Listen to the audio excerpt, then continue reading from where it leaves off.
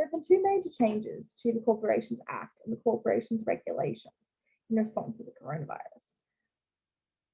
One relating to insolvency trading and the other one relating to meetings and signatory requirements. In terms of insolvency trading, which means when a company that can no longer meet its obligations continues to trade. This was previously held to be unlawful by the Corporations Act.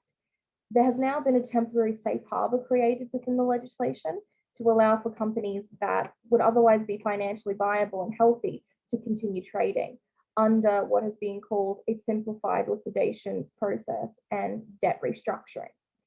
Very simply, what this means is that companies are allowed to continue their business if they meet a certain set of criteria, if their obligations are under $1 million, and they undergo a repayment plan in the very most basic way that is put to their stakeholders and creditors, that is agreed upon, that they are able to meet these obligations, and they continue to trade and do not face any civil or criminal liability. Changes have been made to the regulations concerning the amount of debt that is considered insolvency, as well as the amount of time that a director has to respond to suspected insolvency and insolvency claims.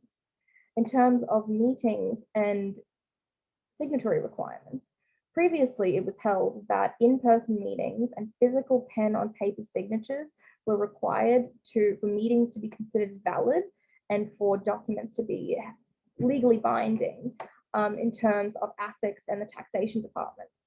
Due to the social distancing requirements, though, of course, this means that the government has had to make allowances for virtual meetings through Zoom and etc.